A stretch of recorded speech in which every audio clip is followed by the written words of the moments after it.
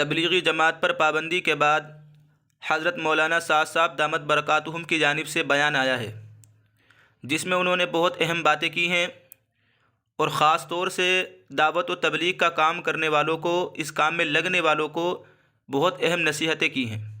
اس کو سننا چاہیے۔ یہ بیان 12 دسمبر بروز اتوار کا ہے، تحریری شکل میں ہے۔ امیر تبلیغی جماعت حضرت جی مولانا سعد صاحب دامت برکاتہم کی موجودہ حالات پر زبردست ترغیب کا خلاصہ فرماتے ہیں حضرت، اللہ پاک اس راستے میں داعی کا امتحان رکاوٹوں سے لیتے ہیں، یعنی جب دعوت و تبلیغ کا کام کرنے والوں کے راستے میں رکاوٹیں آنے لگیں تو سمجھو کہ یہ اللہ تبارک و تعالیٰ کی جانب سے امتحان ہے، آزمائش ہے۔ جب حق کے راستے میں کوئی رکاوٹ آتی ہے، وہ حق کی قوت کو ظاہر کرنے کے لیے آتی ہے، نہ کہ حق کو زائل کرنے کے لیے۔ یعنی کوئی بھی کام ہو جو حق پر ہے، حق کام کر رہا ہے، اور اس پر کوئی پابندی لگے، کوئی رکاوٹ لگے، کوئی الزام لگے، تو اس کا مطلب یہ نہیں ہے کہ وہ اس کام پر پابندی لگائی جا رہی ہے، اس کام کو ختم کیا جا رہا ہے یا لوگ ختم کر دیں گے، بلکہ وہ اس حق کام کی قوت کو ظاہر کرنے کے لیے ہے کہ یہ کام برحق ہے اور اس کی قوت ہے، بہت زیادہ قوت ہے، اور اس کی قوت کو ظاہر کرنے کے لیے اس پر پابندی لگی ہے۔ کمزور ایمان والے حالات کا تأثر لے کر یہ سمجھتے ہیں کہ اب کام نہیں ہو سکتا، اللہ کے کام کو مخلوق ختم کرے یہ تو ممکن ہی نہیں۔ یہ بہت اہم بات کہی ہے، یعنی جو کام میں لگے ہوئے ہیں تو ان میں جو کمزور ایمان والے ہوتے ہیں، جب ان پر حالات آتے ہیں، تہمتیں لگتی ہیں، الزام لگتے ہیں، تو وہ حالات کا تأثر لے کر کے یہ سمجھنے لگتے ہیں کہ اب کام نہیں ہوگا، اب کام پر پابندی لگ گئی، اب بین ہو گیا۔ لیکن یہ کام اللہ تعالیٰ کا کام ہے، اور اللہ تعالیٰ کے کام کو مخلوق ختم کرے یہ تو ممکن ہی نہیں۔ اللہ تعالیٰ کا کام ہے، اللہ تعالیٰ کرائیں گے کسی نہ کسی سے۔ ایک قسم وہ ہوتی ہے جو حالات کا تأثر لے کر کام چھوڑ دیتی ہے، ایک قسم جذبے میں آ کر سوالات کے جواب دینے میں لگ جاتی ہے۔ یعنی جب حالات آتے ہیں، تہمتیں لگتی ہیں اور پابندیاں لگتی ہیں، تو ایک قسم تو وہ ہوتی ہے لوگوں کی جو حالات کو دیکھ کر کے کام چھوڑ دیتی ہے کہ بھئی پریشانی آ رہی ہے، حالات آ رہے ہیں، اور وہ کام چھوڑ کر کے بیٹھ جاتے ہیں۔ جبکہ جو لوگ کام سے لگے ہوئے ہوتے ہیں تو وہ جذبے میں آ کر کے ان سوالات کے جوابات دینے لگتے ہیں، جو سوالات کیے جاتے ہیں، جو اعتراضات کیے جاتے ہیں، ان کے جوابات دینے لگتے ہیں۔ حضرت فرماتے ہیں کہ سوالات کام سے غافل کرنے کے لیے ہوتے ہیں۔ انہیں معلوم ہے کہ اگر ان کو سوال کے جواب میں مشغول نہ کیا گیا تو ان کی اپنے کام کی مشغولی کام کو آگے بڑھا دے گی۔ یعنی جو لوگ سوال کرتے ہیں تو وہ لوگوں کو اپنے کام سے غافل کرنے کے لیے، دعوت و تبلیغ کا کام کرنے والوں کو اور داعی کو اپنے کام سے غافل کرنے کے لیے سوال کرتے ہیں، کیونکہ وہ جانتے ہیں کہ اگر ان سے سوال نہیں کریں گے تو یہ اپنے کام میں مشغول رہیں گے اور کام کو آگے بڑھا کر کے لے جائیں گے۔ اس لیے ان کو سوالات کے جوابات میں ہی الجھا دو اور یہ کام سے غافل ہو جائیں۔ آگے فرماتے ہیں جو رکاوٹ بنے گا اللہ تعالیٰ اس سے خود نمٹیں گے، اور جو معین اور مددگار بنے گا یہ تمہارے کام آئے گا۔ یعنی جو کام میں رکاوٹ بنے گا، پابندی لگائے گا، اعتراض کرے گا، اللہ تعالیٰ اس سے خود نمٹیں گے، یہ تو اللہ تعالیٰ کا کام ہے۔ اور جو اس میں معین اور مددگار ہوگا، مدد کرنے والا ہوگا، یہ تو اس کے لیے فائدہ مند ہے اور اس کے لیے ثواب اور اجر کا ذریعہ ہے۔ آگے فرماتے ہیں تہمتیں اور سوالات یہ دونوں چیزیں انبیاء علیہم السلام کو پیش آتی تھی۔ یعنی انبیاء علیہم السلام دعوت و تبلیغ کا کام کیا کرتے تھے، ان پر جو سب سے پہلے حالات آتے تھے، پریشانی آتی تھی، لوگ ان پر تہمتیں لگایا کرتے تھے اور لوگ سوالات اور اعتراضات کیا کرتے تھے۔ تو یہ انبیاء علیہم السلام کی میراث ہے۔ آپ لوگ دعوت کا کام کر رہے ہیں اور آپ پر تہمتیں اور سوالات اور لوگ اعتراضات کر رہے ہیں، تو اس کا مطلب کہ آپ انبیاء علیہم السلام کے مشن کو لے کر کے آگے چل رہے ہیں۔ فرماتے ہیں تہمتیں اس لیے لگاتے ہیں کہ عوام کا اعتماد ختم ہو جائے، تاکہ لوگ جو ہے متنفر ہو جائیں۔ تہمتیں اس لیے لگائی جاتی ہیں تاکہ کام کرنے والے عوام کے درمیان کام کے قابل نہ رہیں، حالانکہ تہمتوں کی وجہ سے عوام متوجہ ہوتے ہیں۔ یعنی لوگ تہمتیں لگاتے ہیں، الزامات لگاتے ہیں تاکہ لوگوں کے درمیان یہ بات پھیل جائے کہ یہ لوگ غلط ہیں اور یہ لوگ غلط کام کر رہے ہیں، یہ بدعت پھیلا رہے ہیں، جیسا کہ کہا گیا ہے عربی خطبے میں، اور یہ لوگ دہشت گردی سے تعلق رکھنے والے ہیں۔ تو یہ لوگ تہمتیں اس لیے لگاتے ہیں تاکہ کام کرنے والے عوام کے درمیان کام کے قابل نہ رہے، حالانکہ تہمتوں کی وجہ سے لوگ خود متوجہ ہوتے ہیں۔ آگے فرماتے ہیں جتنا متہم، یعنی جتنی تہمت لگائی جائے گی اور جتنا متہم شخص ہوگا، تو جو لوگ متہم کرتے ہیں اتنا ہی کام کا تعارف ہوتا ہے۔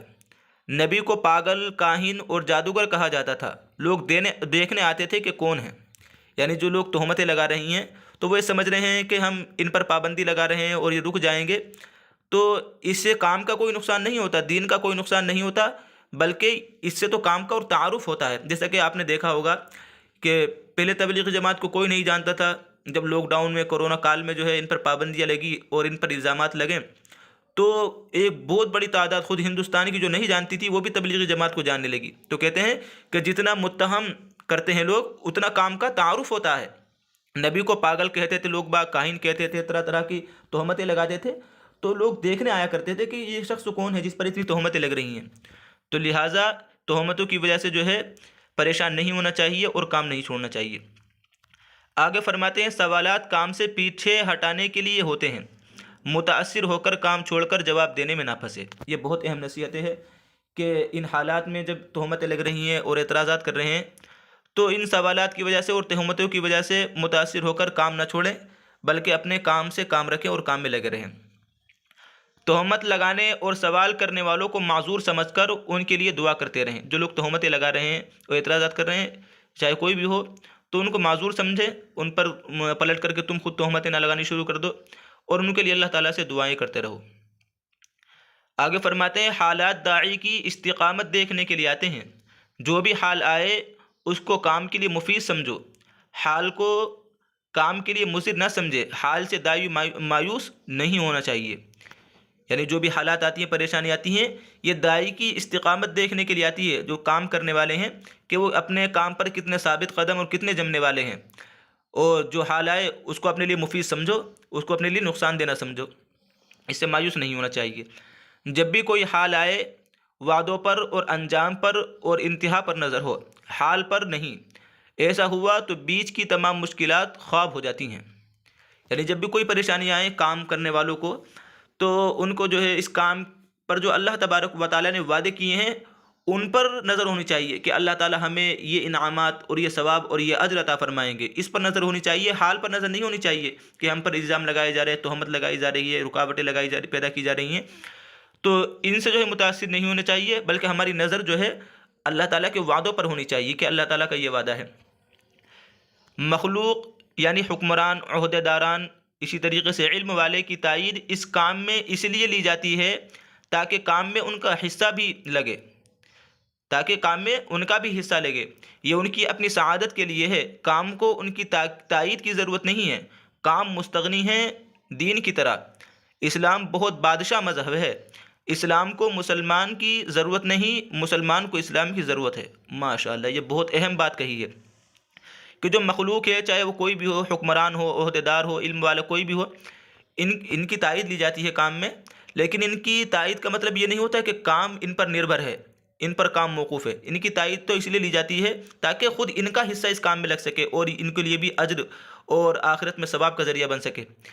تو یہ ان کے لیے اپنی سعادت کی بات ہے، نیک بختی کی بات ہے۔ کام کو ان کی تاکید کی ضرورت نہیں ہے، ان کو جو ہے کام کی ضرورت ہے، مخلوق کو جو ہے، حکمران کو، بلکہ مسلمانوں کو کام کی ضرورت ہے، کام کو مسلمان کی ضرورت نہیں ہے۔ اس کی مثال دیتے ہیں، جیسے اسلام بہت بادشاہ مذہب ہے، اسلام کو مسلمانوں کی ضرورت نہیں ہے، مسلمانوں کو اسلام کی ضرورت ہے۔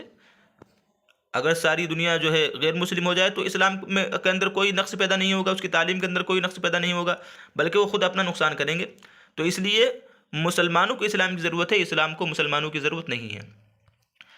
آگے فرماتے ہیں اللہ تعالیٰ ستانے والوں کو نہیں دیکھتے، اللہ تعالیٰ تو ہدایت کا ذریعہ بننے والوں کو دیکھتے ہیں کہ یہ کیا کرتے ہیں، ان کا صبر دیکھتے ہیں، تقوی کے بغیر صابر مظلوم نہیں ظالم ہے۔ یہ بھی بہت اہم بات کہی ہے، گہری بات کہی ہے کہ جو لوگ ستاتے ہیں لوگوں کو، داعی حضرات کو ستاتے ہیں، ان پر تہمتیں اور الزامات لگاتے ہیں، پابندیاں لگاتے ہیں، تو اللہ تو ہدایت دینے کا، تو فرماتے ہیں کہ اللہ تو ہدایت کا ذریعہ بننے والوں کو دیکھتے ہیں، اللہ تعالیٰ ان ستانے والوں کو نہیں دیکھتے۔ اللہ تعالیٰ تو ہدایت کا ذریعہ بننے والوں کو دیکھتے ہیں کہ یہ کیا کر رہے ہیں، ان کا صبر دیکھتے ہیں، اور پھر آگے فرماتے ہیں کہ تقوی کے بغیر صابر مظلوم نہیں بلکہ ظالم ہے۔ وہ جو صبر کر رہا ہے اور اس کے اندر تقوی نہیں ہے، اللہ تعالیٰ کا خوف اور ڈر نہیں ہے، تو اس کا تقوی بیکار ہے، جب تک کہ اللہ تبارک و تعالیٰ کا تقوی نہ ہو صبر کرنے والے کے ساتھ۔ فرماتے ہیں مومن گرتا رہے گا اور اٹھتا رہے گا، باطل گرے گا تو ہمیشہ کے لیے گرے گا۔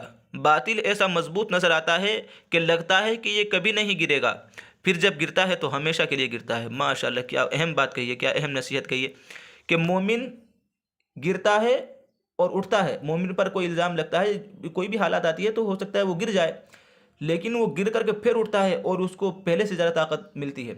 لیکن باطل گرے گا تو ہمیشہ کے لیے گر جاتا ہے۔ آپ مثالیں دیکھ لیں سابقہ زمانے میں کہ مومنوں نے جو ہے ترقی کی ہے، مومنوں نے عروج حاصل کیا ہے، اور باطل بڑے بڑے باطل جو ہے گرے اور ہمیشہ کے لیے نیست و نابود ہو گئے۔ تو فرماتے ہیں باطل گرے گا تو ہمیشہ کے لیے گرے گا۔ باطل ایسا مضبوط نظر آتا ہے کہ لگتا ہے کہ یہ کبھی نہیں گرے گا۔ یعنی جو باطل ہے، دیکھیں گے فرعون کی طاقت کو، اسی طریقے سے نمرود، جو نافرمان حکمران گزرے ہیں، تو ان کو دیکھیں گے کہ ایسا لگے گا کہ ان کی حکومت اور ان کی سلطنت کبھی نہیں گر سکتی۔ فرماتے ہیں لیکن جب یہ گرتا ہے تو پھر ہمیشہ کے لیے گر جاتا ہے، ان کا کوئی نام و نشان بھی نہیں رہتا۔ ان فی ذلک لعبرۃ لمن یخشی بن جاتا ہے۔ فرماتے ہیں شیطان یہ خیال ڈالے گا کہ مخلوق اس کام کو ختم کر دے گی، حالانکہ یہ کام خالق کا ہے۔ ایسے کیسے ہو سکتا ہے کہ اللہ کے کام کو مخلوق ختم کر دے؟ یعنی داعی حضرات کے ذہن میں یہ بات آئے گی، جو پابندیاں لگ رہی ہیں یا تہمتیں لگ رہی ہیں، کہ شیطان یہ خیال اور وسوسے ڈالے گا کہ مخلوق اس کام کو ختم کر دے گی، اب کام نہیں ہوگا۔ حالانکہ یہ بات ذہن میں رکھنی چاہیے کہ یہ کام کس کا ہے؟ یہ اللہ تعالیٰ کا کام ہے، یہ خالق کا کام ہے۔ جب اللہ تعالیٰ کا کام ہے تو اللہ تعالیٰ کسی نہ کسی سے لے گا۔ ایسے کیسے ہو سکتا ہے کہ اللہ تعالیٰ کے کام کو مخلوق ختم کر دے، مخلوق پابندی لگا دے؟ آگے فرماتے ہیں دلائل سے نہیں عمل سے کام کو سمجھاؤ۔ دلائل تو کمزور ہوتے ہیں، جو کام سے گزرے گا وہ کام کو سمجھے گا۔ یعنی داعی حضرات کے لیے یہ اہم نصیحت ہے کہ اپنے کام کو عمل کے ذریعے سے سمجھاؤ، اپنے کام کو عمل کے ذریعے سے سمجھاؤ، دلائل نہ دو اپنے کام کے لیے۔ جب کوئی اعتراض کرے تو اس کی دلیل نہ دو، بلکہ عملی انداز میں اس کو سمجھاؤ۔ جو کام کرے گا، کام سے گزرے گا، وہ اس کام کو اچھی طریقے سے سمجھے گا۔ اور یہ بہت اہم بات ہے کہ جو دعوت تبلیغ میں اعتراض کرنے والے ہوتے ہیں، جب ان کا وقت لگتا ہے تو ان کے تمام اعتراضات ختم ہو جاتے ہیں۔ اس کام کی ذلت سے گزرے بغیر اس کام کی عزت تک نہیں پہنچ سکتے۔ ماشاءاللہ، یہ بہت گہری بات، بہت اہم نصیحت ہے کہ اس کام میں جو لگے گا تو اس پر تہمتیں لگے گی، الزامات لگیں گے، اس پر جو ہے اس کو ذلیل کیا جائے گا۔ تو فرماتے ہیں اس کام میں جو لگے گا وہ اس پر ذلتیں آئیں گی۔ اس کام کی ذلت سے گزرے بغیر اس کام کی عزت تک نہیں پہنچیں گے۔ جب اس کام میں ذلیل ہو جائیں گے تو انشاءاللہ اللہ تبارک و تعالی عزت عطا فرمائیں گے۔ غیروں سے انتقام کا جذبہ نہ ہوگا اور ان کے مال کی حرص نہ ہوگی، تب ہم باطل پر غالب آئیں گے۔ یعنی جو غیر پابندیاں لگا رہے ہیں، الزامات لگا رہے ہیں، تو ان سے کوئی انتقام اور بدلے کا جذبہ نہ ہو اور دل میں جو ہے مال کی حرص نہ ہو، تب ہم باطل پر غالب آ جائیں گے، اور انشاءاللہ اللہ تبارک و تعالی جو ہے ہمیں کامیاب عطا فرمائیں گے اور کام کو عروج نصیب فرمائیں گے۔ یہ مولانا سعد صاحب دامت برکاتہم العالیہ کی نصیحتیں ہیں جو حضرت نے فرمائی 12 دسمبر اتوار کے دن۔ یہ تحریری شکل میں بیان ہے، ریکارڈنگ اس کی نہیں ہے ہمارے پاس۔ جن حضرات کو یہ بیان چاہیے وہ ڈسکرپشن میں لنک ہے واٹس ایپ کی، واٹس ایپ پہ آ کر کے اس کو پی ڈی ایف شکل میں حاصل کر سکتے ہیں۔